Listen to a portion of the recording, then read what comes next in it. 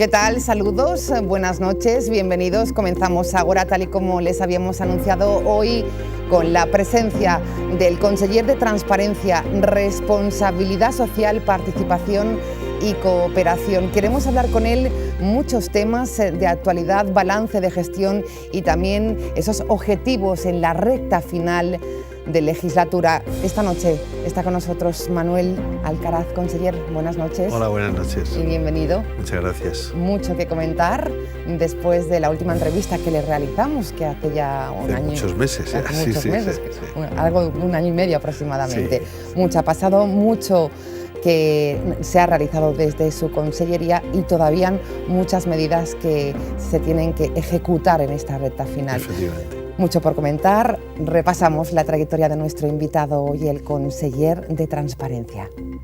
Manuel Alcaraz Ramos es desde el 2015 el conseller de Transparencia, Responsabilidad Social, Participación y Cooperación de la Generalitat Valenciana, un encargo que le pidió el presidente de la Generalitat, Ximo Puig. Es licenciado en Derecho y profesor de Derecho Constitucional en la Universidad de Alicante. Ha pasado por las filas de Esquerra Unida y dedicó buena parte de su trayectoria a ser concejal de Cultura en el Ayuntamiento de Alicante. Desde 2012 hizo pública su militancia en Iniciativa del Poble Valencià dentro de Compromís. Su labor al frente de la Consellería de Transparencia se centra en la creación de instrumentos eficaces para luchar contra la corrupción y darle forma a la Ley del Gobierno Abierto, que sustituirá a la actual Ley de Transparencia. Alcaraz afirma que el Consell actual ha avanzado mucho en materia de transparencia, impulsando medidas como el Plan de Atención Ciudadana o el portal GVA Oberta, donde se muestran datos referentes a la Generalitat, como los sueldos de sus miembros, regalos o contratos. Esta noche se entrevista en Ágora al conseller de Transparencia, Manuel Alcaraz. ¿Satisfecho, conseller? ¿Es más transparente este nuevo gobierno? Yo creo que sí. Bueno, primero, la satisfacción nunca puede ser completa. Si yo estuviera completamente satisfecho, dimitiría, porque siempre queda mucho por hacer en este campo y en cualquier otro. Segundo, hombre, yo creo que es obvio que no hace falta mucha explicación para demostrar que este Consell es infinitamente más transparente que los anteriores, que cualquier otro gobierno que haya habido. Seguramente somos uno de los gobiernos más transparentes de España en este momento y estamos mejorando y nos queda mucho todavía por hacer. Estamos empezando. Es decir, los gobiernos anteriores, ni por obligación legal ni seguramente por vocación política, acometieron políticas directas de transparencia. No existía, y de buen de hecho, gobierno. La consellería. No existía una consellería, no existía un centro de decisión política mínimamente importante, no había una legislación. Estamos empezando prácticamente desde cero y en algunos casos desde mucho menos cero. Nuestra consellería, por ejemplo, lleva cooperación. No hace falta que recordemos lo que hizo Blasco. Entonces, claro, estamos restaurando. ¿Esto le ha costado, conseller? ¿Esto le ha dificultado el día a día en su consellería? La concienciación, trabajar con los ayuntamientos también, que lo está haciendo codo con codo en esta nuevo objetivo de transparencia. ¿Ha costado? Vamos a ver. Ni más ni menos, supongo, que cualquier otro área del gobierno. Nosotros lo que tratamos de explicar es que somos nuevos, por lo tanto aportamos novedad, somos conscientes de que en los temas de transparencia estamos muy próximos al fenómeno indeseable de la corrupción y que por lo tanto eso a veces da un cierto morbo, pero no nos sentimos especialmente raros, ¿eh? A veces nos dicen que somos los frikis del Consell. Bueno, pues es verdad que a veces estamos desarrollando un tipo de políticas, como digo, que nunca se habían hecho, no solo aquí, en otros lugares de España. Pero lo que cuesta es poner en marcha una consellería nueva, reclutar todo el personal. Es una consellería maravillosa, con un personal muy entregado, con muy poco presupuesto. También aquí hay que reivindicar la necesidad de superar la infrafinanciación, hay que reivindicar la dignidad de los valencianos de no ser ni más ni menos que nadie. Y bueno, si tuviéramos más dinero, más personal, más técnicos, funcionaríamos mejor, seguramente. Pero bueno, nos sentimos moderadamente satisfechos, entendemos que va calando nuestro mensaje, que la población entiende lo que estamos haciendo, en la medida en que, como digo, yo lo recuerdo a mi personal, lo importante es que por las mañanas hablan los centros de salud, los colegios, los hospitales, los juzgados, la atención a los dependientes y que todo eso se haga bien. Y ahí entramos nosotros. Somos conscientes de la importancia que tenemos, que es mucha, pero ya decir, lo más importante de la transparencia, nunca lo diremos. Está claro. Por cierto, no es una de las medidas más importantes, pero sí llama la atención. El portal de GVA Oberta acumula más de 2,4 millones de visitas en su segundo año. Esto demuestra que hay interés, es decir, que la gente entra, que quiere ver esa transparencia también. Nos decían nuestros compañeros, los sueldos, por ejemplo, de los miembros del gobierno. ¿Ha funcionado bien esto? Pues ha funcionado mejor de lo que esperábamos. 2,5 millones de visitas son muchas visitas. Un instrumento eficaz, entonces. Está siendo eficaz porque es utilizado. Es decir, aquí sí que no caben otras interpretaciones. Si la gente no pensara que es eficaz, no entraría, ¿no? Vamos a ver. Nosotros esperábamos, porque es lo que ha pasado en otros portales similares, institucionales, que cuando se abre despiertan mucha curiosidad. Hay una subida y luego paulatinamente hay una bajada y luego se estabiliza. Nosotros no hemos parado de subir. Va a épocas del año. Normalmente cuando son vacaciones baja un poco. La gente a lo mejor está de mejor humor y no quiere saber lo que hacen los consellers. Y luego efectivamente hay una parte de cosas que se usa o para qué se usa. Por un lado, digamos, una sana curiosidad. ¿Qué es lo que más se suele visitar? En general, promediando, las agendas de los altos cargos. Vale. Ahí está muy bien. Es decir, cualquier ciudadano puede entrar en este momento y saber la agenda de hoy, o la de mañana, o la del presidente, etcétera. Ahí están las agendas. Sueldos, etcétera. Lo que pasa es que sueldos, pues una vez que lo han visto, como no subimos los sueldos, pues se queda igual, no tiene mucho morbo. Y luego cosas que son útiles. Hay mucha información útil de dónde acudir para solventar determinados problemas, de ver los organigramas de la Generalitat, las relaciones de puesto de trabajo. Entonces hay todo un material, cómo van elaborándose normas jurídicas. O sea que para muchas personas... Muy didáctico también se ha conseguido este punto. Tratamos de que sea muy didáctico. Esto lo dicen todos los especialistas. Hombre, hay algunas cosas un poco más complicadas. Pero los temas principales deben estar a 3 toques de botón. Facilitar a la ciudadana. Claro, si no, el ciudadano se desanima. Si no... Comentamos el barómetro que conocíamos recientemente, queremos tener su opinión también al respecto. Como saben, paro, sanidad, corrupción y educación entre los principales problemas de los valencianos. Recordamos los datos del barómetro. La Generalitat ha donat a conèixer quins són els temes que més preocupen als valencians, segons el baròmetre encarregat per al mes de desembre de l'any passat. L'informe reflecteix que l'atur, la sanitat i la corrupció són algunes de les preocupacions que tenen ara mateix els habitants de la comunitat. Per al president Ximo Puig, la societat ha canviat la seva percepció de la gestió política i s'ha començat a superar les crisis del passat. El objetivo era devolver la estabilidad, rescatar a las personas, restablecer la confianza e impulsar el diálogo entre los valencianos para resolver esta situación. Y este barómetro lo que nos dice es que estamos superando estas hipotecas que teníamos del pasado. I és que per al cap del Consell, la gestió que està duent a terme la Generalitat ha propiciat un canvi d'adreça en la vida dels valencians. Se valora positivamente la acción del gobierno del Consell de la Generalitat, hay estabilidad política, se ha desplomado la preocupación por la corrupción, ha vuelto la confianza y la honradez a la política valenciana. Per la seva banda, la vicepresidenta del Consell ha subratllat que des de les institucions escolten els valencians i que per això a la comunitat li va millor que a moltes altres autonomies a Espanya. El Consell escolta els valencians i valencianes i les nostres polítiques entronquen molt en les prioritats dels ciutadans. És a dir, estem posant en marxa polítiques que estan en consonància amb allò que són les prioritats dels ciutadans i ciutadanes.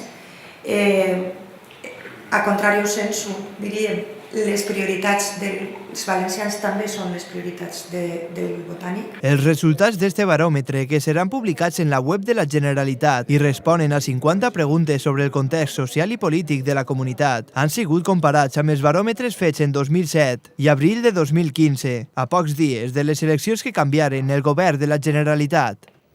Conseller, ¿cómo valora estos datos? Muy bien, estamos muy contentos en el Consell, ¿no? Vamos a ver, hacía muchos años y hay muy pocos gobiernos que aprueben. Sabemos que vivimos una época difícil. Yo creo que desde que llegó la crisis y en algunos casos, desgraciadamente aquí, se conoció la gran oleada de casos de corrupción, la desconfianza hacia la política y los políticos ha crecido exponencialmente. Es normal, por lo tanto, que suspendan los gobiernos, porque los gobiernos, en definitiva, ponemos rostro a fenómenos estructurales muy complejos. Pero si el ciudadano sabe que tiene derecho a la educación, a la sanidad, y cuando acude a pedir ese derecho se encuentra con barracones, o se encuentra con desvío de dineros, o se encuentra con una sanidad que no funciona bien, y con copagos, o con dependientes a los que no se atienden, pues claro, ¿con quién se va a enfadar? Con sus gobiernos. Es normal. Por lo tanto, haber aprobado es fundamental. Segundo, lo decía el presidente, vamos a ver, somos seguramente el gobierno más estable de toda la historia de la autonomía, y uno de los gobiernos en este momento más estables de España. No ha habido gobierno que haya tenido menos cambio en toda su estructura básica. No ha cambiado ni un solo conseller. No ha hecho falta cambiar ningún conseller ni ninguna consellera. Por lo tanto, esto es muy importante. Es importante porque a los ciudadanos les da una estabilidad y una confianza. Fiabilidad, claro. Pero además hay unas condiciones que la ciudadanía no ignora. Es que ha habido 2 elecciones generales en Madrid. Se nos niega la financiación adecuada. El gobierno de España no consigue aprobar sus presupuestos. Nosotros hemos aprobado en fecha todos los presupuestos cada año. Costó, hubo momentos tensos, conseller, reconózcamelo con Podemos. Bueno, eran también, ¿jugaba su papel? Es que, claro, es que me parece muy bien que Podemos haga eso.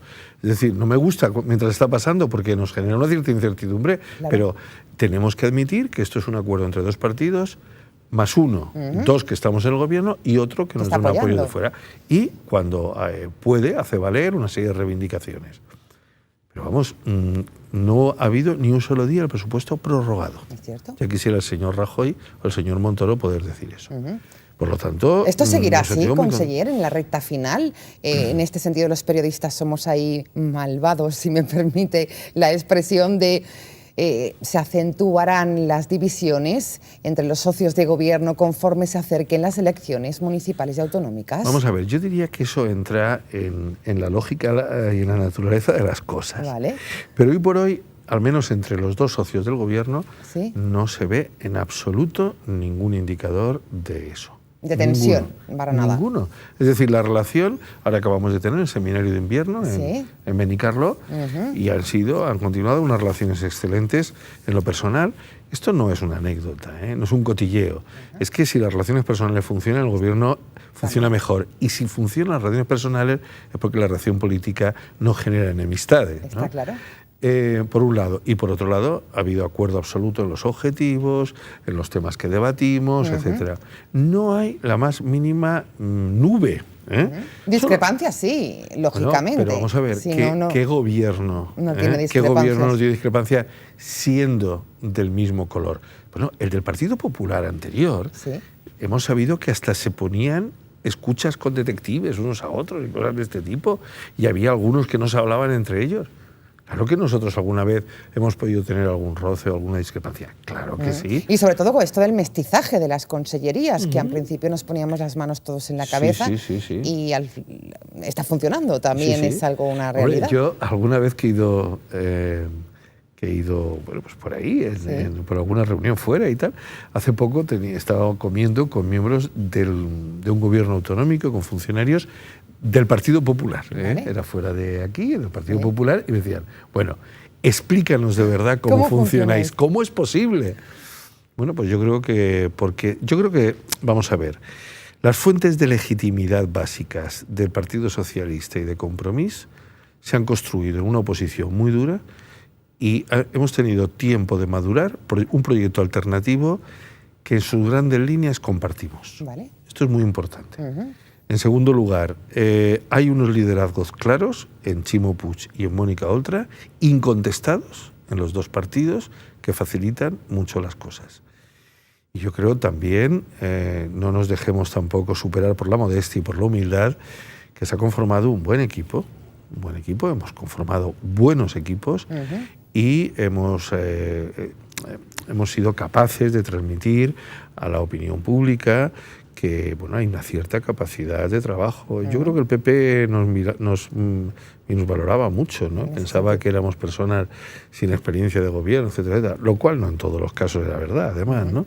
Pero que, bueno... Se ha conseguido esa estabilidad. Un equipo bueno y estable. Me decía que no se ha producido ninguna destitución de ningún conseller, sí en el segundo escalón, secretario autonómico recientemente, Julia Álvaro. ¿Cómo valora también este punto? ¿Habían discrepancias? ¿Ha sido una decisión, decía el propio presidente, que quería un equipo unido, precisamente, como usted decía? Vamos a ver, en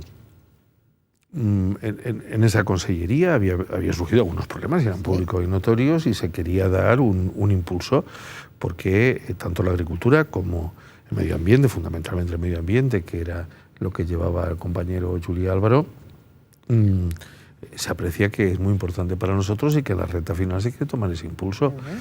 Y que no es ninguna desgracia si hay más cambios. Yo insisto, reto a cualquiera que me diga un gobierno que yo recuerdo ha habido 2, no recuerdo si 3, porque a veces confundo direcciones generales con secretarios autonómicos, cambios ya vamos para 3 años. Es cierto. Y 2 o 3 directores generales, nada más.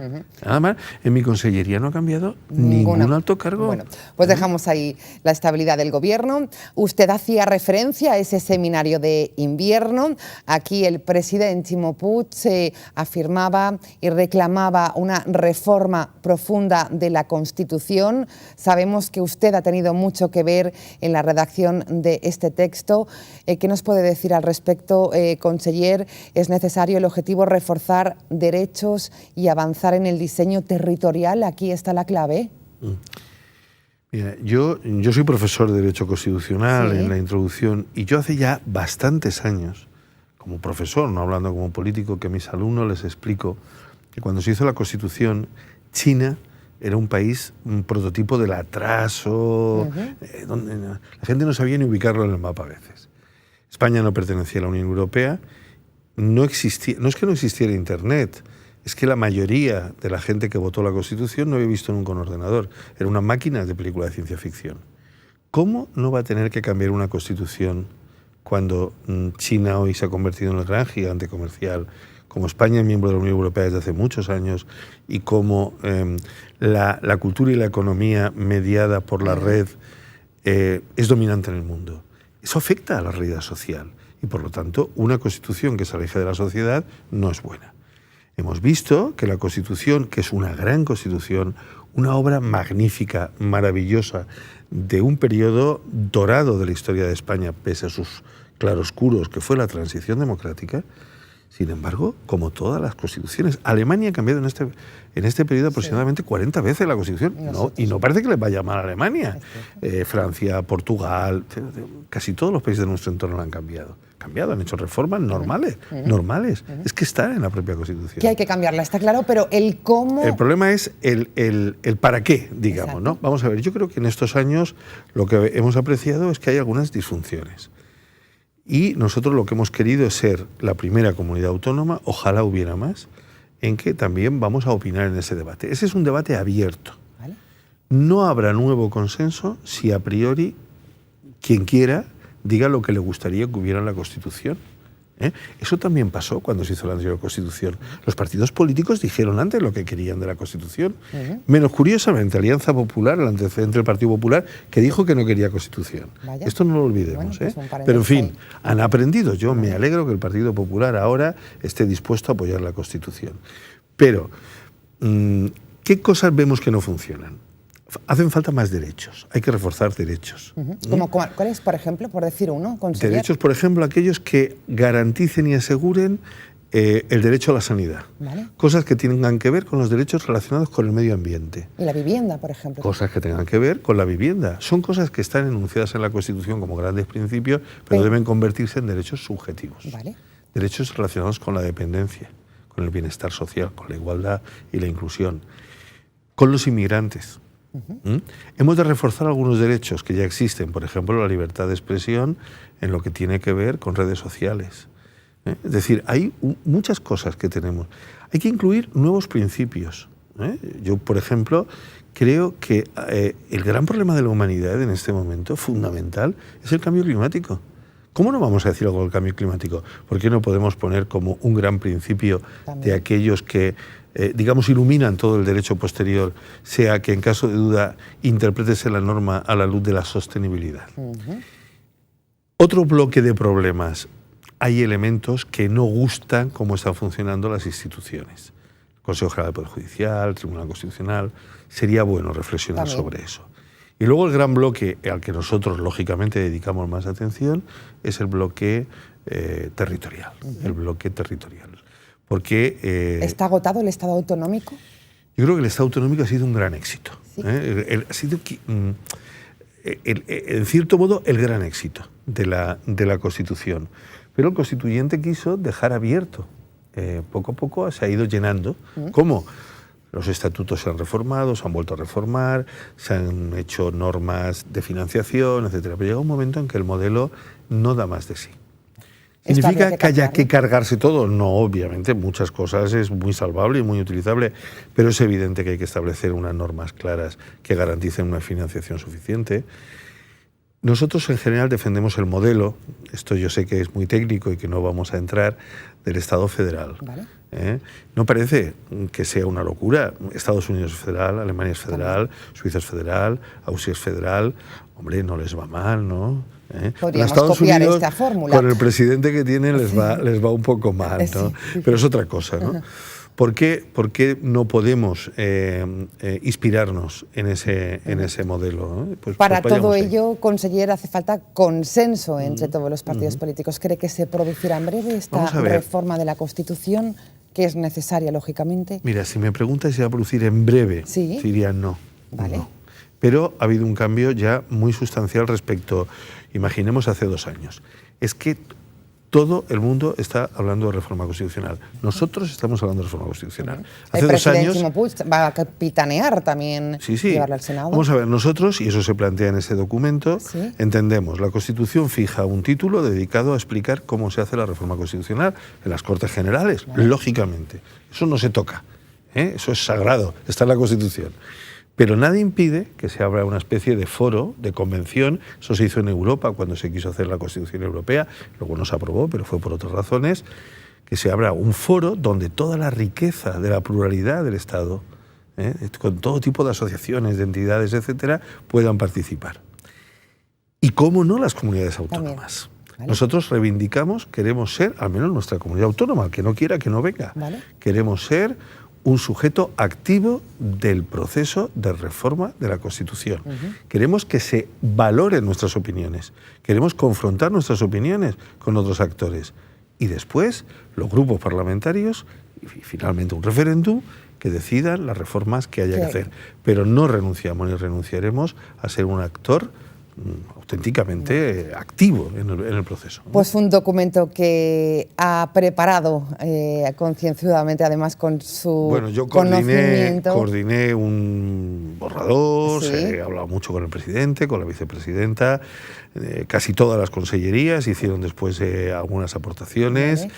Un equipo muy reducido ha estado trabajando porque no era un tipo de documento bueno para que se filtrara prematuramente, porque son temas en los que a veces un matiz en una opinión pueden alterar todo el texto y no queríamos malos entendidos. Pues se seguirá de actualidad esta reforma de la Constitución y sobre todo la iniciativa, ¿no?, del gobierno socialista, el presidente Ximo Puig, que va a pelear por ello.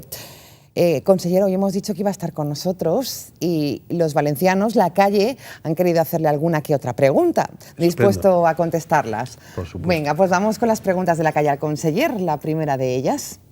Señor conseller, ¿cómo se puede acabar con la corrupción? Ojalá tuviéramos. Nadie tiene la solución. Nadie tiene la solución.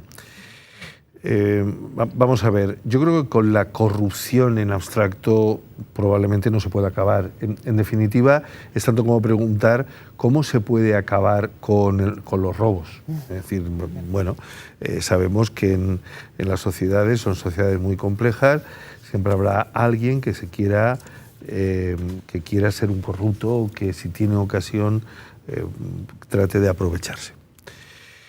está la gran corrupción de políticos, de algunos empresarios, y está la corrupción del del ciudadano de a pie que no tributa Hacienda, por ejemplo, que paga que en negro. Nos centramos solo en los políticos. Negro, o de los futbolistas famosos o de los deportistas que tributan fuera de España para ahorrarse 4 duros de los muchos que ganan, ¿no? Es decir, por lo tanto, es un fenómeno muy complejo. De lo que se trata es de poner unos medios que hagan muy difícil que la corrupción se pueda hacer. Yo diría, por un lado, una serie de medios técnicos. Toda una legislación en materia de transparencia, de buen gobierno, lo dificulta. Mecanismos de inspección temprana. No cuando el problema ya es muy grave, sino que de manera lo más prematura que se pueda, se vayan viendo aquellos focos donde puede surgir la corrupción, por ejemplo, contratación, aquellos lugares donde puede aparecer el clientelismo, las subvenciones, etcétera, que hay una revisión constante, muy temprana. Son cosas que nuestra Consellería lo hace, haciendo, o la Consellería también de Hacienda en materia de contratación, por ejemplo. Y esto es importante, ¿no? Eso yo creo que es importante. Y en general también algo clave, y es generar climas anticorrupción. Que la ciudadanía sea consciente de que se está velando por todo eso y que, por lo tanto, digamos, por un lado, me da miedo que me cojan, eso es importante, no seamos ingenuos, pero por otro lado también, pues que, digamos, el ciudadano se sienta copartícipe de un sistema democrático que implica una cierta ética pública y que confía en los que están a su alrededor y que, por lo tanto, digamos, eso no desanime al que quiera pecar, por así decirlo. Pues contestada, era complicada porque era muy general la pregunta. La primera de la calle, vamos con la segunda, al conseller Manuel Alcaraz. Señor conseller, iniciativas en materia de transparencia para este año. Bueno, vamos a ver, tenemos en las Cortes en este momento 2 leyes. Se aprobó ya una, que no es exactamente transparencia, pero nos sentimos muy orgullosos, que es la de cooperación internacional. Hay que recordar que nuestra Consellería, aunque hablamos de transparencia sobre todo... responsabilidad social, participación y cooperación también. Pero el 55% del presupuesto se dedica a cooperación internacional. Es muy importante. Creo que la sociedad valenciana es muy solidaria y tenemos la obligación de gestionar bien eso que tanta vergüenza nos procuró en el pasado. Tenemos la ley de responsabilidad social, pero tenemos la ley del sistema de alertas tempranas anticorrupción, sistema de alertas tempranas, que es un mecanismo el más avanzado que va a existir en España al menos, que consiste en cruzar muchas bases de datos, todas las bases de datos significativas que tiene la Generalitat y probablemente algunas de organismos externos con las que firmemos convenios y con un sistema informático muy avanzado, cuyo diseño básico lo ha generado la Universidad Politécnica de Valencia. Saltarán alarmas cuando surjan cosas que sean anormales. Por ejemplo, que llamen la atención. Claro, que una entidad recibe muchas subvenciones. ¿Por qué? Que a una empresa se le hacen demasiados contratos. Vamos a ver por qué. Esa está ya y el sistema está en pruebas, digamos, ¿no? Esa ley esperamos verla aprobada antes del verano. Con toda probabilidad en una semana, 10 días, entrará en las Cortes otra ley que es muy importante, que es la ley de lobbies. La ley de lobbies. ¿Con qué objetivo, conseller? Regularizar los lobbies. Es decir, los lobbies nosotros no decimos que sean buenos ni malos, son una realidad, que hay deseos de influir en la acción política. Lo que sucede es que hay veces que son fuente de abusos.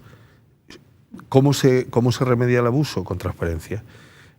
Ante determinadas reuniones con el poder político vamos a obligar a que toda una serie de entidades deban inscribirse previamente en un registro. Sabemos quiénes son y asumen que tienen que tener un cierto código ético y que además se les va a dar publicidad a las reuniones que tengan conmigo, por ejemplo. O con otro conseller. Dos leyes que nos anuncia el conseller esta noche que será. Y luego estamos trabajando en la nueva ley de gobierno abierto que sustituya a la actual ley de transparencia. Esta nueva que se ha comentado mucho en los medios de comunicación con un objetivo claro, ¿no? Para desvincular, que haya también una independencia. Este es el principal reto. Vamos a ver, en realidad el principal reto Lo que pasa es que, de nuevo, se suele resaltar mal en la opinión pública aquello que es conflictivo. Vale. Nuestro principal reto en esa ley es desarrollar mucho los sistemas de participación democrática y fomentar el asociacionismo. Una sociedad bien gobernada es aquella que es crítica con sus gobernantes, por lo tanto, y aquella que participa, por eso, y que está vertebrada en torno a asociaciones. Queremos mover eso. Lo que sucede es que hay otra cosa importante. La ley anterior, el Partido Popular, nos la dejó hecha. Curiosamente, el otro día la señora Bonís, que yo creo que se lió, anunció que si gobiernan lo eliminarán porque es un chiringuito y no sé qué. Pues lo creó el PP, el chiringuito. Si es un chiringuito, yo creo que no lo es, pero en fin, ¿vale? Es un consejo de transparencia. Lo que pasa es que lo reguló muy mal. Y no tiene la independencia que nos gustaría, claro. Aunque sí que es... Por explicar al ciudadano de qué estamos hablando, es decir, no tiene la independencia porque forma parte del gobierno. No, vamos a ver, el Consejo de Transparencia, la ley que hizo el PP dijo, dependerá del gobierno. Claro. Eso está. Es verdad que nosotros, el PP, nosotros la creamos, es decir, nosotros nos creímos lo que decía la ley y se creó. Son 5 personas, yo creo que de prestigio, que están funcionando muy bien y que, esto sí que quiero dejarlo absolutamente claro, funcionan con absoluta independencia en sus decisiones. Vale, absolutamente. Vale. Lo que pasa es que para dar más medios, vale, y que es aquello de la mujer del César, que nadie sospeche, etcétera, queremos que sea un órgano absolutamente independiente. Lógico. Eso da lugar a una serie de problemas jurídicos que hay que regularlos, ¿no? Y luego queremos introducir mejoras en todo el sistema y garantizar y pulir y perfeccionar mejor el sistema de transparencia. Bueno, pues ha quedado claro. Nos queda una pregunta más en la calle para el conseller. Conseller, ¿qué opina de Apunt? ¿Qué opina de Apunt? De Apunt, bueno. Me sumo, yo creo que al deseo unánime o casi unánime de que lo que quiero es ver las emisiones, lógicamente, y escucharlas, ¿no? Yo creo que eso es lo fundamental. No hay una sociedad moderna sin sus propios medios de comunicación, y unos medios de comunicación públicos que inciden en el mercado audiovisual, donde conviven públicos y privados, pero tienen que asumir algunas funciones a las que estén especialmente obligados de servicio público. Yo creo que esto es importante. Yo creo que uno de los grandes errores del Partido Popular fue acabar con Canal Nou. Bueno, primero fue desvirtuarlo. Yo hace muchos años fui miembro del Consejo de Administración de Radio y Televisión Valenciana, en los años 90, y me dio enorme pena, ¿no? Porque viví mucho sus inicios y me dio mucha pena, ¿no? ¿Y cómo está viviendo ahora los inicios de Apunt? Con ilusión. Vale. Y con la preocupación que compartimos todo el gobierno de ver que hay una serie de atrasos lógicos, porque ahí se está, digamos, desenmarañando una maraña terrible de situaciones jurídicas. Estamos deseando que emita con absoluta garantía de independencia, de neutralidad, de objetividad y de servicio público. La semana pasada me reuní con el director de la corporación y hablábamos de temas relacionados con la difusión, de los valores de los que estamos hablando, de cómo podemos colaborar, de cómo podemos garantizar también la transparencia. Y bueno, yo creo que hay percibí por su parte un deseo absoluto de colaborar en estas cosas. El cuándo es la X, que todavía no podemos contestar. Y al no seré yo ni nadie del gobierno quien se atreva a aventurar una fecha. Bueno, la semana pasada vivimos también, conseller, les Corts Valencianes, la aprobación con el voto en contra del Partido Popular y la abstención de Ciudadanos, que la Fiscalía, una medida, reclame al Partido Popular la subvención electoral de 1,2 millones de euros que recibió por los comicios autonómicos de 2007. ¿Qué le pareció esta medida? Bueno, yo, como miembro de un gobierno democrático, soy un fiel y obediente seguidor de lo que acuerden mis Cortes. Vale. Una iniciativa presentada por Compromís, además. A veces lo hago con algunas dudas, y en este caso con gran satisfacción. Bueno, vamos a ver, no está en nuestra mano. Si mi consellería se acuerda, probablemente si esa Fiscalía quien haga la gestión, si hay que hacer una gestión, sea justicia, no lo hemos hablado todavía, o mi consellería, pues tengo que hacer algo, pues muy alegremente lo haré. Yo creo que es justo y que es lógico, ¿no? Y que el PP sigue todavía sin ser capaz de entender de todo el daño que le causó a la democracia valenciana. Yo creo que hemos de acostumbrarnos a esta idea. La Comunidad Valenciana no es una cosa que está por ahí, para hablar de banderas o para hablar... No, es un sistema democrático. El sistema y la democracia se basa en la confianza que depositan los ciudadanos soberanos en sus gobernantes. Es tal la escandalera que el PP ha motivado. Es tal el sonrojo que causa, que me causa a mí, que más bien me he dedicado los últimos años a criticar, declaraciones como la de Costa, actitudes como la de Camps y actitudes como la del PP actual en las Cortes, que todavía me sigo preguntando ¿hasta cuándo no se van a dar cuenta del daño que han causado? Vamos a escuchar precisamente las declaraciones recientes que realizaba el expresidente Francisco Camps en torno al caso Gürtel. Gracias a Dios no estoy preocupado de nada, absolutamente de nada. Es una enorme suerte tener la tranquilidad de no haber hecho absolutamente nada, ¿sabes? ¿Pero no le preocupa que le puedan imputar en un futuro después de este juicio? No, vamos a ver. Dado el testimonio del señor Costa. No, que ya dije que no era cierto. Por lo tanto, es imposible que me imputen algo que no he hecho. Es un absurdo. Espero, vamos, porque me han imputado cosas que desde luego no he hecho. Y si me pasa esto, pues ¿qué le vamos a hacer? Así es la vida. Pero es que no hay absolutamente nada. Ni hablé nunca con nadie y hasta el señor Costa es consciente de que lo que dijo no era cierto. ¿Le sonroja estas declaraciones, esta situación? El calendario judicial es complicado ahora mismo para el Partido Popular. Yo me alegro de que el señor Camps tenga la conciencia tranquila y que descanse por la noche. Yo creo que este tipo de cosas, yo no me alegro de que la vida le vaya mal a nadie, es decir, a nadie, ¿no? Y tampoco a mis adversarios políticos, pero de nuevo me parecen unas declaraciones fuera de la realidad. Es decir, ojalá las cosas fueran tan sencillas. El problema es que si tuviéramos que creer todo lo que el Partido Popular ha dicho, sus dirigentes han dicho en los últimos 6 o 7 años, es que no hubieran pasado muchas de las cosas que sí que han pasado. Alguien ha tenido que hacerlas y las únicas que podían ser eran ellos.